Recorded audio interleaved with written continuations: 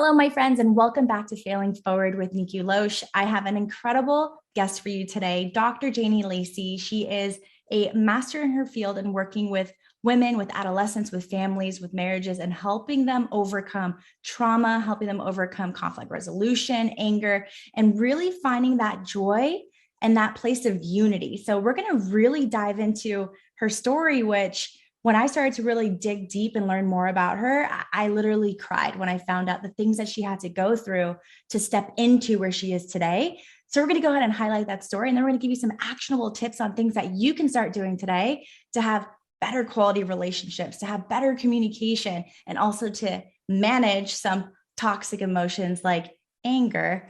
So we really want to pour back, but let's go and highlight this special lady, Dr. Janie Lacy. She is a licensed relationship trauma psychotherapist who has over 15 years of experience in the field of relationship trauma. She is also a faculty member with the International Institute of Trauma and Addiction Professionals and an entrepreneur who took her counseling business from a solo practice to a group specialty practice.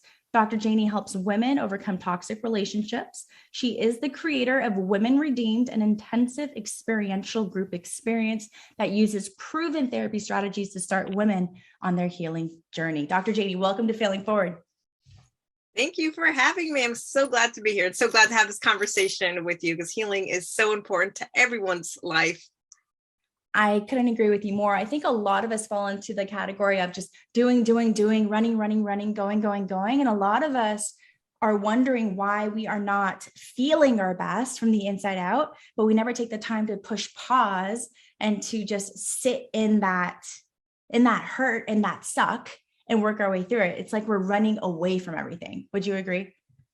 No, I think what happens, Nikou, is that a lot of us, I know for me personally, we weren't taught to feel, and I think back to my childhood and, love my parents, but the story is what it is that, my dad he was an alcoholic.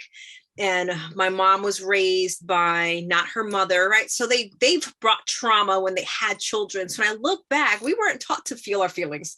As children were seen and not heard, right? And that sent a lot of messaging to us, in particular to my sisters, but I can only speak for myself in the sense that, and then you find yourself, let's say at 23, 25, and you're starting to navigate this world and you don't even know who you are. You don't even know what you're feeling, right? And then you're trying to navigate relationships and you don't know what you're reacting to. So many times what I find, a lot of women and men, everyone, that if we don't have that template, right? I know for me, they didn't tell me that my feelings were normal and was okay. It was, don't cry, I'll give you something to cry about. And then we try to enter a relationship with girlfriends or with men and these types of things. And we don't even know who we are. And it just makes a mess. It really makes a mess. We want people to understand who we are, what we're feeling, and in particular, what I see in romantic relationships, and I include myself, especially in those early years, it's like you expect someone to just know how to feel and how to be there for you when you don't even know it yourself. 100%. And I could think back to when I first married my husband, right? I was like, why do you not understand like what I need, like what my love language is? Like, I don't need you doing things for me. I just want you to like hold me. I just want you to like put the phone away, spend some quality time uninterrupted, take me on a date. Like, I want you to still date me. Those are the things that I loved about our relationship before we got married, that it's like, now we're married, you don't have to court the person. No. Right. But how does he know that if I don't express and convey to him the things that we did that strengthened our relationship that led to a marriage? Right. But I think a lot of us, it's like you said, we have a lack of awareness of ourselves. And how do you help bridge the gap? The other thing I find, especially using your example, sometimes women, let's talk about women because I work probably about 80% with women, is that women don't ask for what they want in relationship or even in business or in life because subconsciously, sometimes we don't think we deserve it. Right. So I know when in my family of origin, just growing up into a place of just feeling not good enough, not pretty enough, not smart enough, not enough, we can fill in the blank. And then you find yourself, whether it's in business or a relationship, is that you do think, well, people should just know, but then subconsciously you really don't think you deserve it. Yeah, so then we can sabotage can sabotage things, or people are really trying to be there for us or compliment us, and we just sabotage. It's what we call distancing strategies. We push people away and we want them to chase us. And I know women, we've all been there, where we just, from a romantic relationship, we'll push a guy away and we're just waiting for him to chase us. And then when he doesn't chase us or come banging on our door, we think, okay, what's wrong with him? No. I'm sitting here laughing because literally that's what my therapist told me years ago. And she's like, look at all of your relationships. Like, haven't you always broken it off? Haven't you always pushed the guy away? I'm like,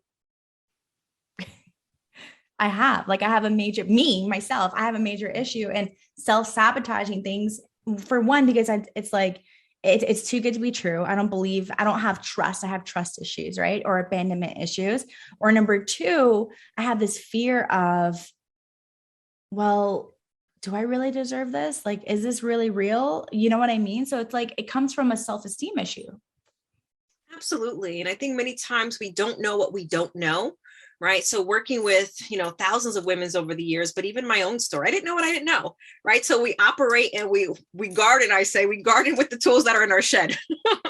And right. Until we get more tools, until we understand who we are and that we are worthy, and we have to kind of unshed and understand. I think this is a key.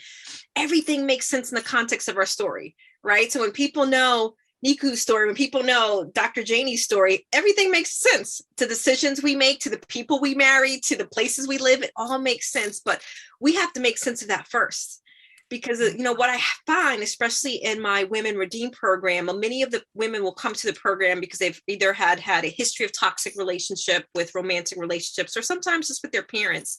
They'll find that they are carrying out a story.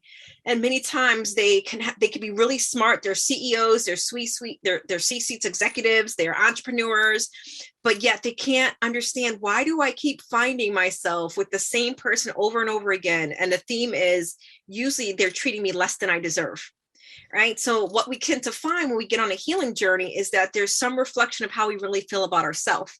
We essentially expect people to treat us better than we treat ourselves. Just think about our self-talk, right? Where 69% of our thoughts are negative. We look in the mirror and we think about, okay, my hair doesn't look good. This is automatically beating ourselves down. But then our partners or our best friends or whoever enters our space, we're just waiting for the compliment. We don't even compliment ourselves. So, it takes a lot of work. And I think it's really brave to really peel back the layers and say, it's not about my parents. I'm not speaking bad about my parents or anything, but it's for me to understand the person who I'm looking in the mirror. If I don't know her, how can I expect someone else to know her?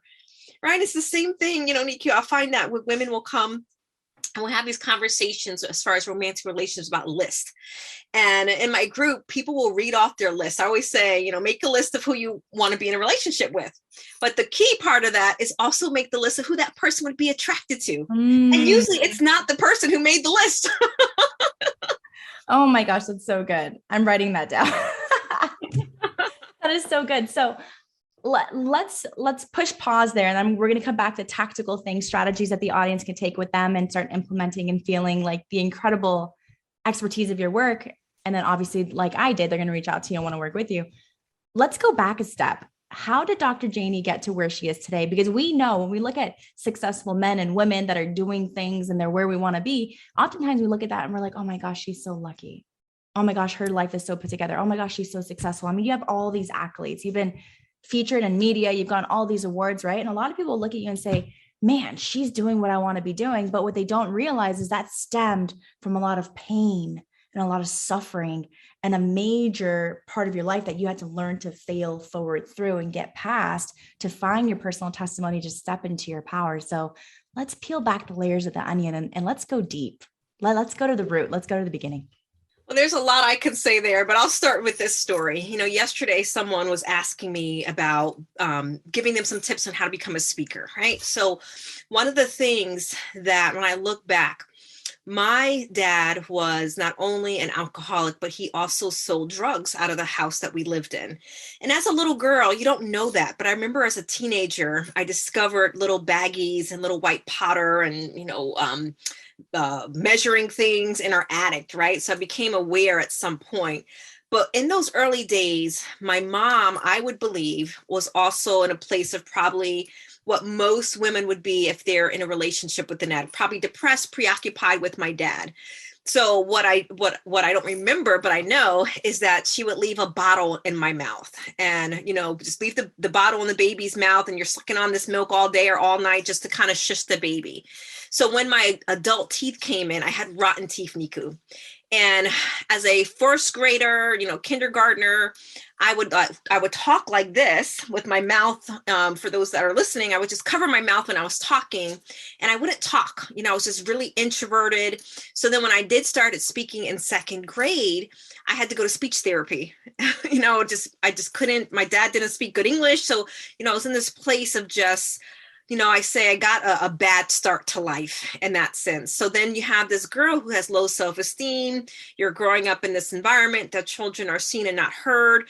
And then at 10 years old, this devastation happened to our family, which, is the catalyst, part of the catalyst of what I do now. But, I just remember, my 19-year-old sister who had children at a very young age, and her was in a toxic relationship. And we didn't know that she was in this toxic relationship. She had a restraining order, and she was leaving the partner of two of her children. And it resulted in her murder. So he had strangled her in front of my nieces and my nephews at that time. So, when I look at that story, we had so much stuff going on. And then 2 years later, I knock on my grandmother's door, who I was she was anticipating me to come over, and she was not answering her door. And I remember she had this dog, Susie, and I just remember the dog barking and barking, and I can hear the television on. So to make a long story short, some people came and opened the door. And, as a 12-year-old, they opened the door, and there's my grandmother laying flat on her face with blood coming from her nose.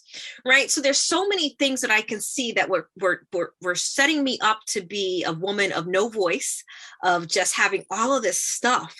But when I look back, I connect the dots. I didn't come from privilege, didn't come from money. My father had a first grade education. He couldn't read. So I'm looking at all these things, and, I'm a big believer that the people we surround ourselves, and I didn't know this, but the friends that I had in school, I got involved to avoid the pain at home. So I ran track, I did basketball, I was a scorekeeper for the boys basketball team. So I did all these things. And a part of it was because the friends I was with, they had intact families and they were doing things. And then when it came to college, I couldn't afford college. So I got a scholarship. So to make a long story short, because there's a lot of nuggets I can pull out there, is because of where I came from, I became a hustler. Is I just knew that I did not want to be my sister, and I did not want to be what I would see the women in my family being reliant on men in particular. Right. So I knew that in my head, I didn't know anything at this time. I'm like, I just knew I had to get education. I knew to be able to pay my own bills. And then I look back and I'm like, God had put that seed in me from a very early age. I had this image. So I have one of my best friends, her name is Tamika. We've known each other since we were 4 years old. So we've known each other. I'm 44. So we've known each other for 40 years. So she would say, you've always done everything that you said you were going to do. And she's someone that can testament to that. So I didn't know why I had these seeds, but I always knew that there was more to life than where we grew up. Literally where we grew up, it was divided, not even by race in New York, where we grew up, it was divided by your economical status. So I knew that there had to be more, and that drive that was put into me. And, there were always things that were barriers in my way, but I always felt myself saying, how do I get that? Versus can't get that or can't do that. So when I look at the person who I am today, I am just so thankful for God, right? To just being this guiding force for me, just me being a woman of faith.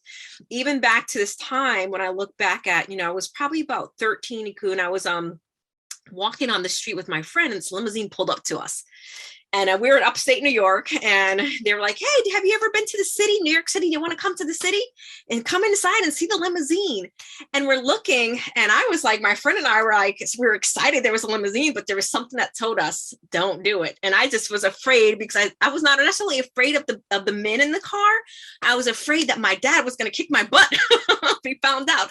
But when I look at those moments, right, at that time, I didn't know it at the time, but at that time, a lot of people were coming from New York City to upstate New York and picking girls up from the street to bring them to a place called Hunts Point in the Bronx to to medicate them and make them prostitutes, right? So when I look at that, God had he had sheltered me from so many things that were trying to come after me, literally, so to speak, because he had a greater purpose for me. And I believe that greater purpose is the work that I do, is not only, doing my own healing work and just being an impactor, in particular with women. Women, we suffer with depression, anxiety. We try to have it all in the sense of our careers, being best lovers, having best mothers, and all these other things. And we don't give ourselves a break. And especially what I feel like is in the world of the Insta. You can just scroll and you can compare your life and think, well, she's doing this and she's doing that. And then you feel what? Inadequate. So I believe that, my biggest mission is to help people enter their purpose. And that's the process of entering God's plan for them. Because I feel like, and I'm not done yet, but in the process of looking at how I saw myself really determined how I was going to see my future, right? So being able to know that there was more for me, even when I didn't see it. And that's what we call faith in that sense. So, when I look at not only my sister's murder, but I look at having rotten teeth and not speaking, and then having these opportunities where my life could have really took a left turn, but God placed angels in my life, not only with friends, but mentors to let me know and to shine a light and give me a mirror of who I was, even when I didn't believe that I was those things. And I believe those people were pivotal people in my life to contribute to who I am right now. And that gave me a lot of self-confidence that came from knowing the truth of my own story. I love that so much. And thank you for your vulnerability. Thank you for really pulling the blinds back and just saying this is me. This is what I've been through from a young age to the woman that I am today, because that's so powerful in understanding the things that you've had to go through to step into your power, to be able to be that vulnerable. So I just wanted to acknowledge that and to say thank you for that. There was something that really stood out to me as you're telling your story. It is very faith-based. You had a higher power that was protecting you. You had your angels for sure. But I think there's also something that I've seen a lot when I was working in the business realm, right? Like I ran a sales and marketing company for a decade. So I was hiring a lot of people, many of them older than me because I was in my young 20s at the time. And whenever someone would come to me and be like, I'm really struggling. I'm struggling with my financials. I'm struggling with my marriage. I'm struggling with everything, right? I would always sit down and look at the person, and I tried to put them into one of two categories. Are they running towards something and what's interfering with the success of achieving that? Or are they running away from something? And how can I get them to stop being fearful, right? Because they're never going to be happy and content. No matter how far they get, they're still running away from something in the past. So there's still this anchor in the past that's dragging along with them, right? And as you're telling your story, and please correct me if I'm wrong, I kind of got the sense that you were running away a little bit from the example that you saw with your parents. You're like, my father's not educated. I'm going to go get educated. My father was into drugs and stuff. So I'm not going to do drugs. My mother was dependent, right? I may be assuming these things, but I'm just I'm trying to, I don't know. Do you feel that you were running away from a lot of things and trying to be the polar opposite of the example that you were raised around? 100%. You called it. So I was running away because I knew what I didn't want, but I didn't know what I wanted yet until I had my own tragedy in my life. Right. So I realized that, after being married for well over a decade, I think we were together at 12 years at that point, that I realized I had married my father. So my husband was struggling with some addictions, and I had gotten pregnant with my son, who's now 9. I was 35 years old because, we had gotten married young in our 20s. And I said to myself, well, I'm going to deal with this. I made this bed, so I'll deal with it. But I knew I didn't want to bring a child into this world. So, when we got pregnant, was not planning it. Rylan is an angel, but I realized that was what I needed in order to realize that there was something greater for me to run towards. Because there was a time in that situation where there was just relapses. And my son was 10 months old when I decided to make a choice to leave my marriage, because I saw that I was becoming what I thought I was running from. So it's amazing, right? When we are not yet healed, that we are sometimes in this place where we don't know what we don't want, but we don't know who we are yet.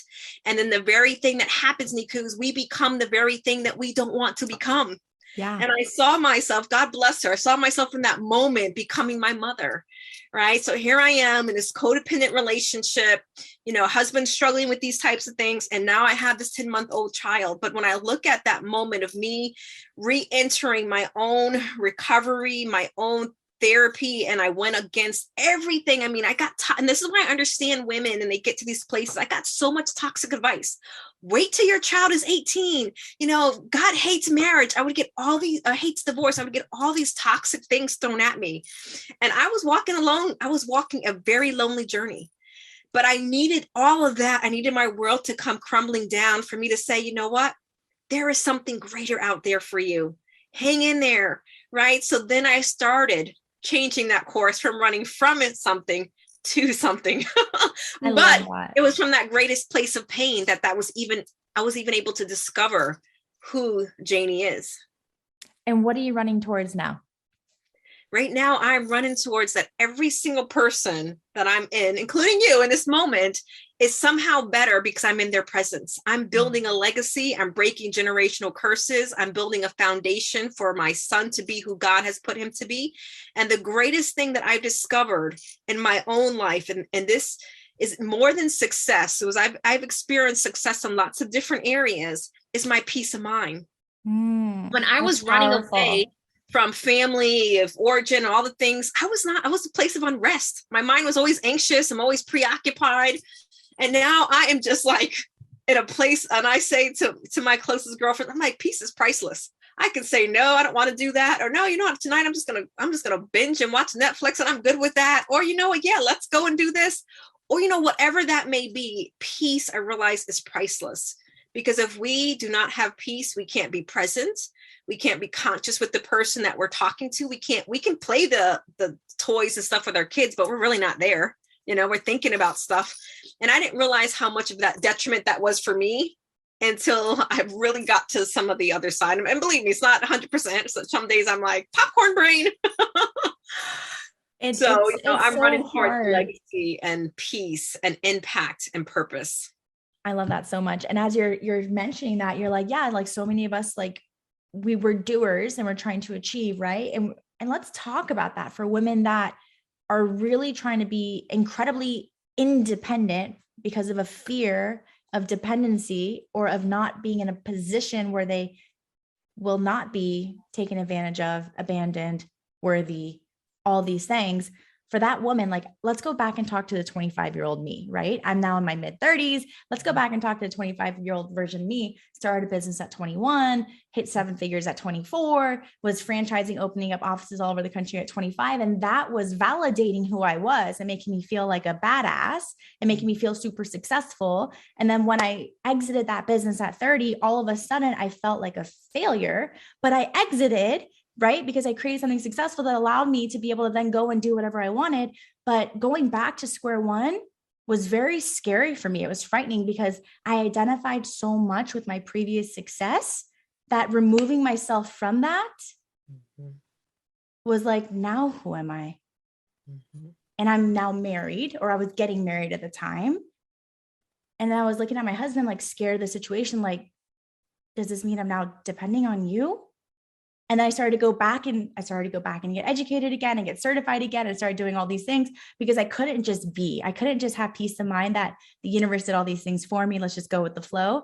I was afraid of allowing myself not to have to be independent. And I know there's a lot of women out there that are literally self-sabotaging their relationships, self-sabotaging their health, self-sabotaging their themselves, because of a fear of breaking free of severe independence. Let's talk about that.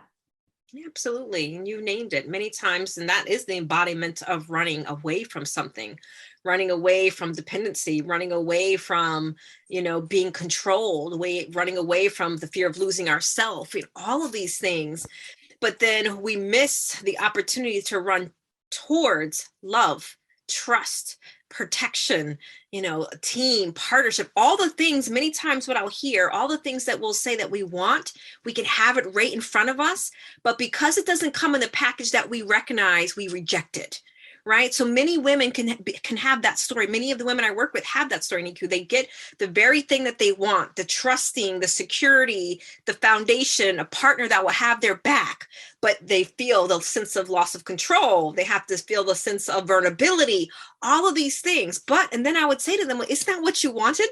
A man that you can be vulnerable with, a man that you can trust, a place where you can just rest and be the mom and do these other things, and they're holding it down. You got the very thing that you want, but yet you're sabotaging it because, well, you know what? I don't trust him 100% because I come from a line of women that either were betrayed or didn't trust men, or I heard this negative talk from my mom, right? So when we break down the messaging that we get about ourselves or even about our relationships, it creates this sabotaging pattern, right? So I think many times the other part of that is we also hear, don't lose yourself, right? And sometimes we already believe that. So when I think about women, especially today, I see sometimes hyper independence at our own detriment. Because when you think about it from the sense of, to your point, right, there are many women where they're working corporate, they're doing those other things. And when all that stuff goes away, they're like, who am I? They get anxious. Or, what I like to say is it's the universe or God saying, okay, now you can deal with all the things that you were running from and putting it in a box. Because I do believe sometimes being super busy for women is a trauma response. We get real busy because we don't have to deal with stuff. And then by the time the night comes, we check our boxes and we're out, and then we're doing it all over again. Where when we have to sit in a place of hearing our thoughts and facing ourselves, we have to deal with some stuff. And usually that's where our greatest, I say our greatest superwoman is born. It comes from that place of healing where we kind of world stops, so to speak. And many women, and I'm not saying these dysfunctional relationships are women's fault, but many women will contribute more to the demise of their relationships than they will even take ownership for, right? You can only push people away for so far, but yet still expect them to still have your back, right? When you're constantly beating, and I see this in my Women Redeem, is beating their husbands or boyfriends or partners down, and then expect them to still cuddle at night. Right. It's like, have you even considered for a second how you made him feel, like you said, and the person that you want to cuddle you, how should they be feeling in order to want to cuddle you? And did you help him feel that way to cuddle you? Right. It's like, exactly. It's a cycle. It's interesting because as you're saying all this, I mean, I know my husband's like one of my greatest supporters in everything that I do. And I know he's probably listening to this episode right now. So Kyle, I love you. I appreciate you. And thank you for almost a decade of helping me break out of hyper independence. Cause he met me right when I was 27 years old. And he's like, oh, this girl's like, she's a badass. She's making things happen, whatever. And after a year of dating, he's like, this is like too much. Like you're literally burning the candle at both ends. You're up at 4 or 5 in the morning, doing all these things. And you're usually not getting home until 10, 11 PM. Like, this is too much. Like, let's get you into a position where you can have a little bit more balance in your life. You can take care of yourself. You can do some of the things that you love even more than being successful. Like, that's not to say don't be successful, but do it in a lane that's more congruent with your passions. Right. So I was very blessed to meet him, but then I go back into this pattern of just wanting to be hyper independent and doing and running. And now that I have an almost 2.5-year-old son, there's 2 Nikous. There's a Nikou on this side that's like, you need to be successful. You have a mission. You have a purpose. You need to be doing. She's also still running away from some of her own issues, right? And then there's this Nikou here that's like, but you wanted to be a wife and you wanted to be a mother. And your son is growing every single day. He will never be smaller than today, this moment. He will be different tomorrow than he was right now. He will have different experiences, and you're missing it because you're so busy doing. And even when you are here being, your mind is still somewhere else. You're split. And it's like, you're getting all the things that you wanted, that you manifested, but are you truly stepping into that realm of joy and allowing yourself to be present? How can you help women like that? I'm asking this selfishly for me. How can I get out of my own way? And I totally understand that, not only personally, but it's a big issue for a lot of women. It's hard for women to step into that vulnerability, right? So I can even think about, my son is getting ready to turn 10. But when I look back in his younger years, his first, when he was first born, right up until about 3, is I was going through my own crisis. I mean, I didn't know it at the time because I thought I had all the tools and I was doing all the thing. But, I think what I was really afraid of was the very thing that I wanted. Yes, I wanted to be a parent someday. And I was 35, 36 when I had him.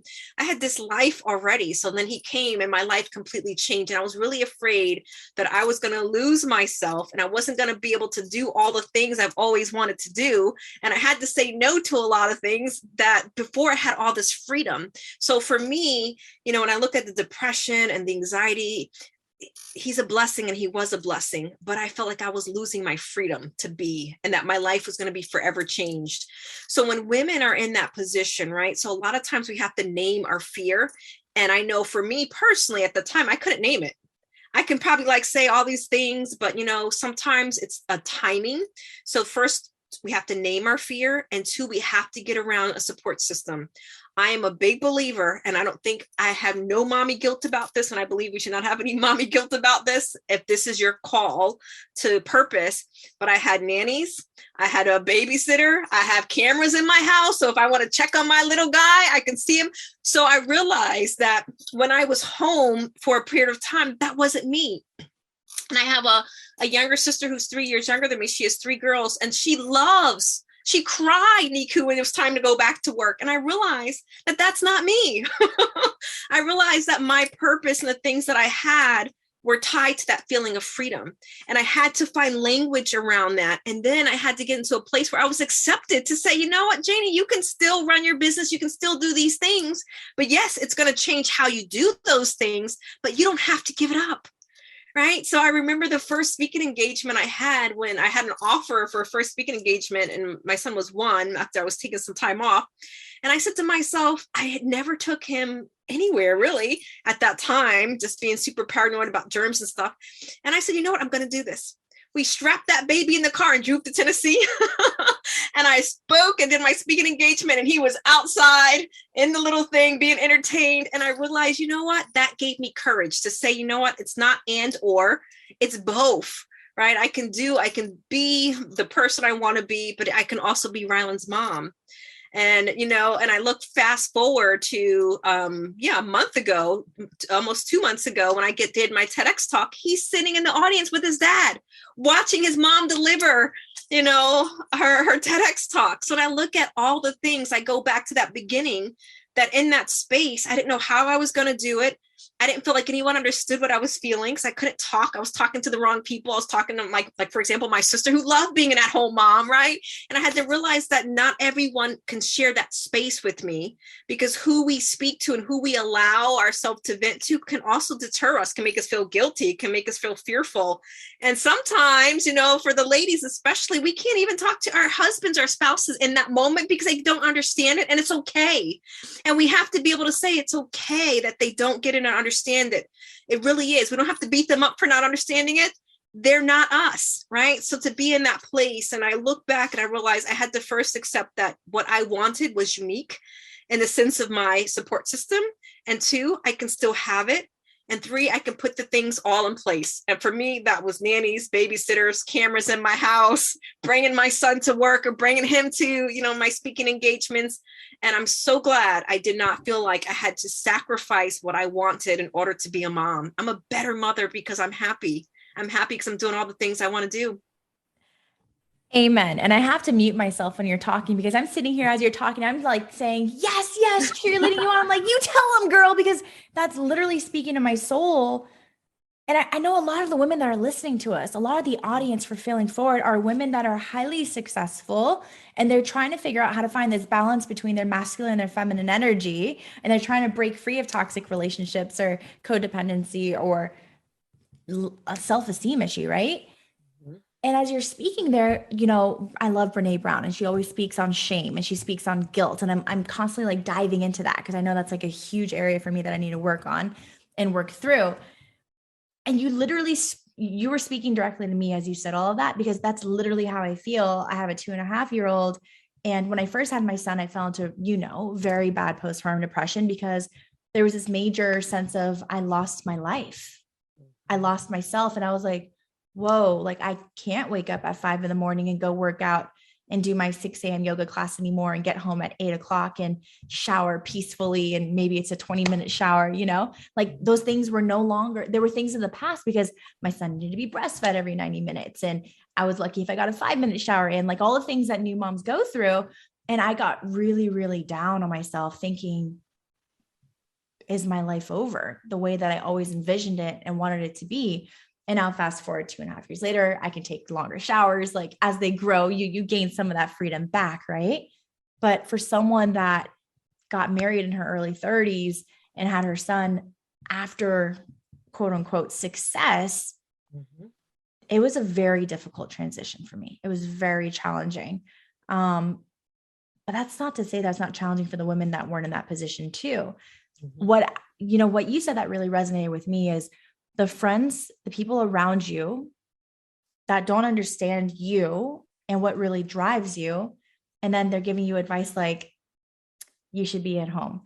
You should be cooking. You should be cleaning. You should be there for your husband more. You should be doing all the things for the baby. Like I didn't want to do like, it's not to say like I didn't want to be there for my son, but I wasn't in love with doing all the little things. So I did hire some help. I had a nanny that was with us 3 to 4 days a week for 4 to 8 hours a day so that she can help me with the laundry, with, all the little developmental things so that I can get some things done for myself. And some other women around me would look at me like, but why are you doing that? You don't need to do that. Like, you don't need to work. You should be there. Like, this is what they would say, the word should. You should be there with him. You're going to regret it later. They placed that seed into my mind. There's members of my family that were like, you're not doing motherhood correct. When my son turned 2, I made the difficult decision for me and for my culture and for my family to put him in school early. And there's a lot of members, I'm not going to name who they are in my family, that were like, you should not do that. You should keep him at home with you up until kindergarten. Like, you are responsible to be a good mother. And a good mother looks like is he is by your side until kindergarten when he has to go to school, and you putting him there is selfish. It's not good for him. You're going to break the bond between you and him. And I like it placed a lot of shame and guilt in me that I've had to really work through these last 6 months. He's only been in school now for not even 6 months, but I can tell you now, my son is better. He's more social. His extreme separation anxiety has subsided because I've allowed him to have space and know that it's okay when mommy is more than 5 feet away from you. He has flourished developmentally. He speaks full sentences at not even 2.5. Like, people can't believe he's 2.5 developmentally. He seems like a 3+ year old. And it's because I put him in a situation where he can grow and thrive, step out of his comfort zone and learn to be his own person and not have to just be like my little tag along. And it's allowed me to flourish because now, even though he's only in school 3 days a week, a few hours, I can take that time to going and doing the things that I wanted to do. Right? Which is making me a better mother because I'm happier. I'm living in my lane so I can show up better for him. And I think this is something that we gotta help mothers out, that every mother's journey looks different. And for someone to put this like title and this label of, you are now a mother, this is what motherhood looks like. You have to cook and you have to clean. I hate cooking. I hate cleaning. I'm not ashamed to say that I have cleaners come to our house and I happily pay them whatever they want. I'm going to work to make sure I can pay that because I don't enjoy to clean. Don't make me feel shameful and guiltful because I have someone else come and do the cleaning for me. Don't put that role on me just because I'm a woman, I'm a wife. Nope. Now, what you said, and I want to pull this nugget out, is that everyone's journey is different and you knew what was going to be good for you and your family. Period. And my own personal mental health. Yes. And which is huge, right? And I think the other part of that is that you're in a place where you were able to build all the infrastructures because you can. And I think that's important because we have this culture, especially from motherhood. And I think it's sometimes for certain, I know at least in our Puerto Rican culture, it was huge, is that you get this award from a mom's perspective if you contribute more to your self-suffering, right? You contribute, you put yourself last. And I remember this, again, I love my mom, but you have these little cues when you're a little girl, you don't know what they meant. But I remember one time we were at the dinner table. My mom would be cooking, and we're at the dinner table with my dad, and all his girls are eating. And I looked up at my mom, and she was eating at the sink, Nikou. And I remember thinking to myself, here she is cooking and cleaning, and she eats last and at the sink. I remember thinking to myself, I don't want that. But I didn't speak that, right, until a long time, until I was an adult, because I realized that in our culture, you suffering and slaving and putting yourself last, somehow you got the Mom of the Year award when it wasn't healthy. It's not healthy.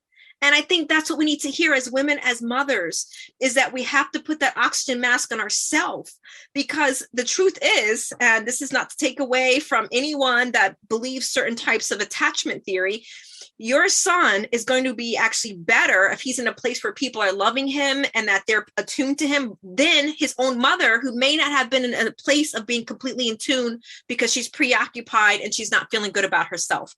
And a lot of times people don't realize that is actually what's the environment and the responsiveness that we give to our children. Because moms, right, I can look at myself, I can respond to my child as a mechanical mother, but I wasn't there in a place of consciousness, of happiness, of him feeling that energy and that joy. So when we look at from a research perspective, your son, my son, it's funny because sometimes I'll show him these birthday parties from 4 years old, and I'm like, do you remember this birthday party? He's like, no. I'm thinking, why did I spend all that money? But, the point is that their memory kicks in, so they have this consciousness that happens that's building a download from 1 to 8. And it's not necessarily, at a 2-year-old to think, well, my mom was there to respond to me when I was crying. No, it was somebody responding to that baby when they're crying. And a lot of times and I'm saying all this for a reason, we make decisions that are not based in fact, that's not based in research, that's not based into healthy development of our children. We make decisions based off, at least for me, from cultural norms that were unhealthy and dysfunctional. My mom was eating at the sink after she slaved cooking for us. She couldn't even eat at the table with us because she was so tired and had so much to do. And I looked at that and I'm like, she was there in the home, but she wasn't there with us, if you know what I mean. I know what you mean 100%. And it's funny because to the mothers that love that role of just being the mother, being the caretaker, being the homekeeper, amen to you. Step in that, flourish in that, love on that. But there are many women that when they step into that and they try to force the square peg into the round hole, that's what's making them feel less than. That's what's making them feel depressed. That's what's making them feel not fully joyous. And for those women, it's find what brings you your joy.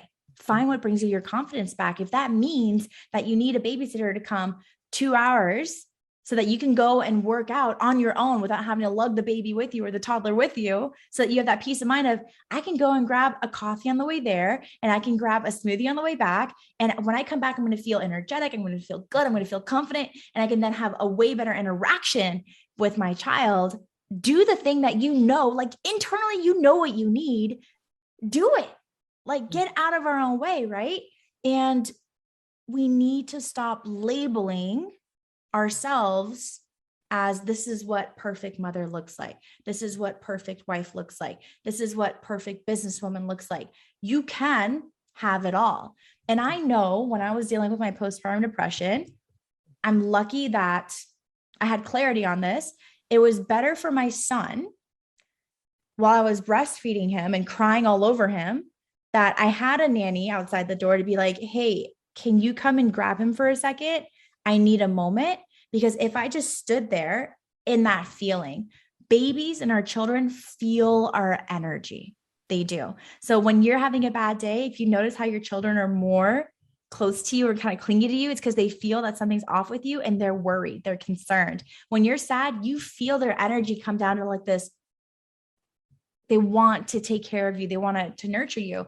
And it's very important for us to make sure that we're protecting our energy because, like you said, they're getting those downloads, right? From 1 to 8 years old. It's building their subconscious mind. It's building their self-esteem. It's building that foundation of who they are so that when they go into their 20s, their 30s, their 40s, and they have their own relationships and families, these feelings have been developed based on the interactions they had at those early young ages. So I say all that to say that if you're a woman that's suffering and feeling depression, anxiety, anything like that, give yourself the gift of self-healing and give yourself the gift of the things that are going to make you feel your best you from the inside out, because that's going to make you the best mother, wife, business person, whatever it is that you're doing.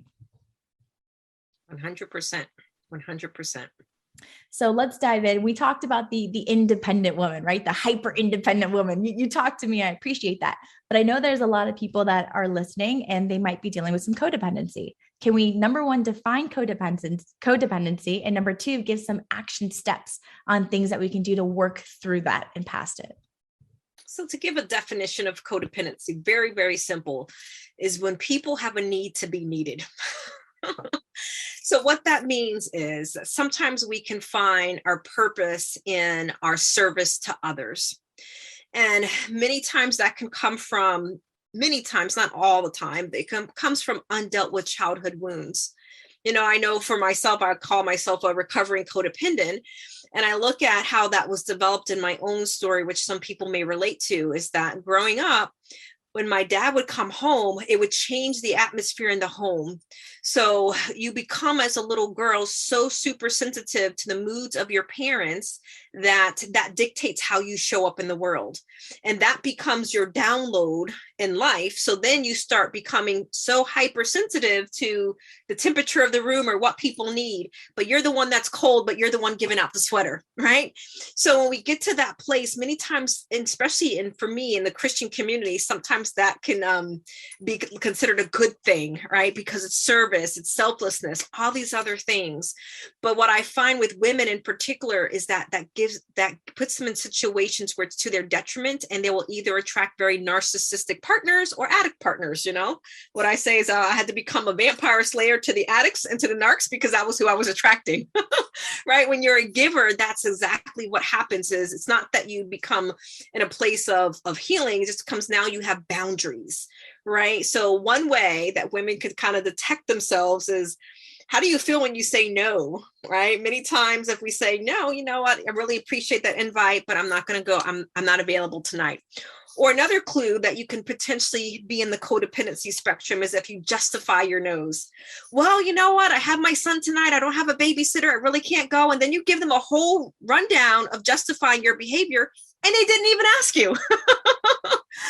Right. So I think many times that comes from a place of, just to kind of give some nuggets, we have to understand who we are.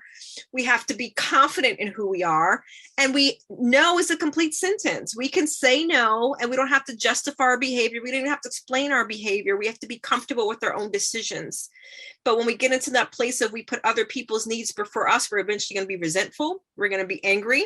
We're going to be confused. We'll say to ourselves, I lost myself. I don't even know who I am.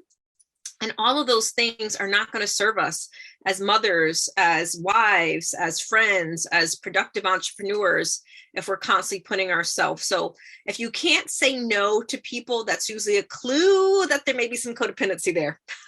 All right. So I didn't even know it, but I guess I have some codependency issues because it's not from a people pleasing standpoint, but I never want to make someone feel like they're not significant, they're not enough, I don't see them. Like, I don't like to let people down, right? So I wrote down what you said there. No is a complete sentence. And then I also put there, do not put other people's needs before my own. So I need to after this conversation, I feel like we're having a therapy session right now. I'm so excited to go do my homework. I'm going to write down what are Nikou's needs. And then I'm going to make a list of like the 5 things that are non-negotiables that when I'm being given opportunities and all these things, if they do not allow me to meet my 5 needs, then the answer is a simple no. No explanation needed, because I am a justifier. I'm like, no, I'm so sorry. This happened. My son wakes up at that time. It's like, just say no. Just say no. Exactly. And I practice this in my own life, is I believe when we know our purpose, that's our North Star, and everything we say yes to should line up with that North Star. And the things that we say no to are essentially just stuff that we're doing to please other people. But I also know, and I'll share this with you so, people can relate to this. I understand why I justified. And to your point, I didn't want people to feel left out or not feel seen, heard, or understood. And the reason being is because that's how I felt as a little girl. right? So sometimes in our place of woundedness, we overcompensate in other areas. So I'm the one with my group of friends. If I see someone quiet, I'm going to include them in the conversation. I'm going to make sure they're inclusiveness because I was a middle child. I felt invisible and I didn't feel like I mattered. So I try to make everybody feel like they mattered. So the very thing that we struggle with, Nikou, is sometimes the very thing that we still need to heal from. And I know that was the case for me. That's so powerful. And yeah, you hit the nail on the head 100% when I felt like I didn't have a voice, when I felt like I wasn't being seen, when I felt like I was the last person to be picked. I'll never forget this moment. 6th grade PE. I was, not the prettiest girl in the school. I was not the most popular girl in the school. I was very, very shy, very, very timid back then.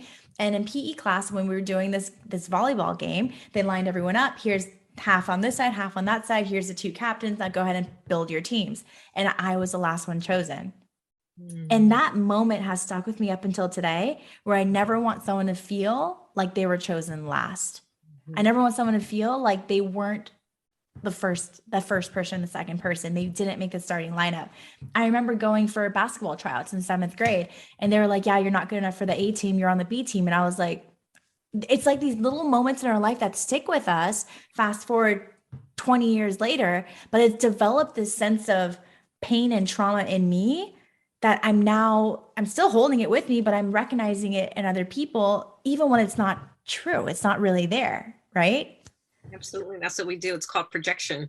So the very thing that what we feel, we project onto other people, and we will treat them as if it's true because of the narrative that we create in our mind. And we all have done that. And sometimes we can all do it, which is why, us having to this conversation, us practicing things that put us in a place of consciousness, put us in a place of mindfulness, because just because we have the knowledge doesn't make it's going to go away.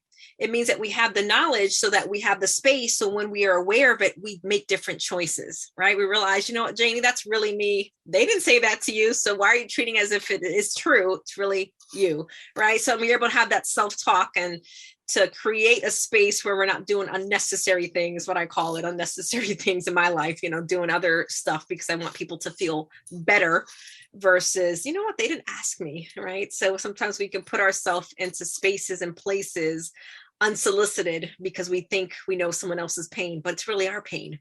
Right. And that's something that I've been practicing recently. If they didn't ask, don't speak. You know what I mean? Like, don't try to be everyone's doctor, right? Sometimes you have to stand there and allow people to go on their path and their journey. And I had to learn this lesson the hard way a year ago with a relationship that I didn't mean to give suggestions where they weren't warranted, right? I had a client that had come to me for Pilates, and in that Pilates session, I started to realize some issues they were having with other parts of their life. And I was like, well, I'd recommend you do this and this. And I never saw that client again after that moment. And it took me a while to sit back and look at it like they came to me to help them with their core and with their spine and all this. And I went a little bit too far. Like, allow yourself to just, people will come to you for what they need. You respond to that, and don't go into all these different places based on our projections, based on the things that we need. If they didn't need it, like, don't do that, right? Don't do that. Right.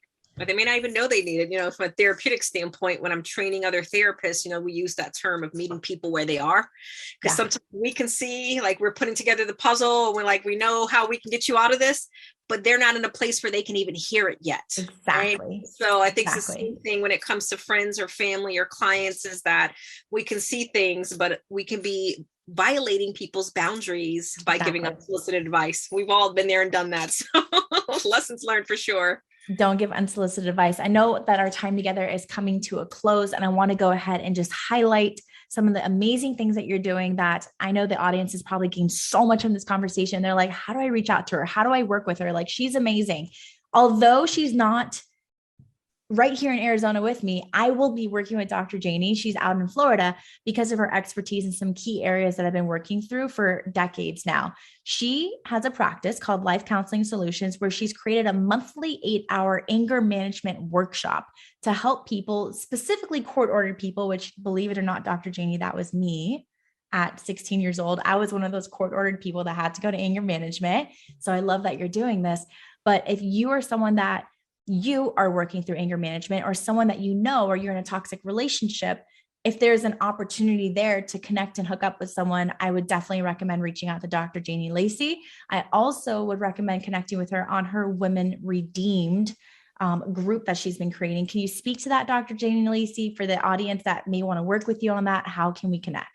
Yep, absolutely. So the Women Redeem is my signature program that I've been running for 10 years. So we have a 12-week in-person session that I've expanded over the past couple of years. So we do a retreat weekend.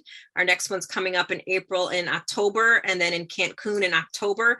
And we take everything that we do in the 12 weeks as far as experiential, and we turn it into that weekend. And then we have a way to build a community. I do believe that we need to be around people that are like-minded and also lighthearted, but like-minded in the sense that they're growth mindsets. We have our Women Redeem monthly membership. It's just $35. You know, we spend more in Starbucks on that, but, you know, we have a once-a-month masterclass with the workbook. The masterclass for this month is actually Trauma Bonds, and it comes with the workbook. And then we do a monthly book reading. This book reading for this month is called Wired for Love. And then we come together at the end of the month to do a vision board workshop for this month, and then a Q&A. So part of it is to get people in the right space, that we're still doing maintenance work, but we all still come together from all over the world. And, you know, we have someone from Norway in the group, from all over the world, where we just come together and we're building this community of healing, because I'm a big believer that we can, I like this meme, it's not mine, but this meme that I saw, Nikou, that we can eat all the kale and all this other stuff, but we're still rotten and toxic inside. Does it really matter? 1,000%. I'm going to be signing up for Women Redeemed. So it's a 12-week course. It's $35 a month. So you're telling me it's monthly. Yep. So we have several. So we have a 12-week in person, and then $35 one is a monthly program that we meet through Zoom, and we do all the master classes and stuff from worldwide. Yep. So the 12. So someone like me that's virtual, we have access to the Zoom, right? So we sign up. It's $35 a month. In that, you're going to be getting a monthly masterclass. So downloads, action steps, education, right? Once the mind and the brain is expanded, it can never return back to its original state. So masterclass, highly valuable. The book reading. I love book clubs. I love to read. I love your book collection behind you. For those of you that are watching this on YouTube, I mean, she's got a major collection there.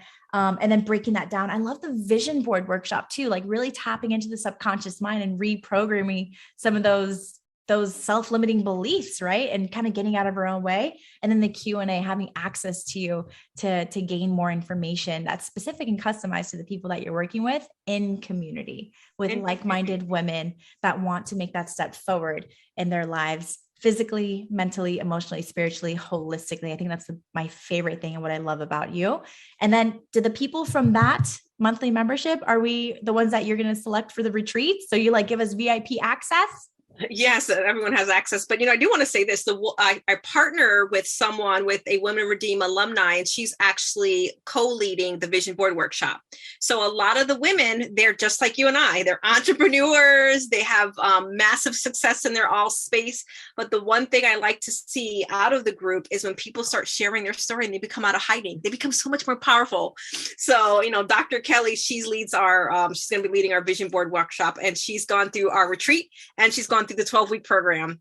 So I like when people step forward and they talk about, when they've gotten out of, sometimes we can hide behind our success, but when they open the curtains and realize, you know what, Dr. Janie had the same problems I had, versus, feeling like everyone, to your point, as the top of the hour, as we talked, that you have it all together. Like, I can't even relate to her. I relate to mess, people that turned their message from a mess, their mess to a message, right? So amen. Part of that is we use the people in our community to partner because they are walking testimonies.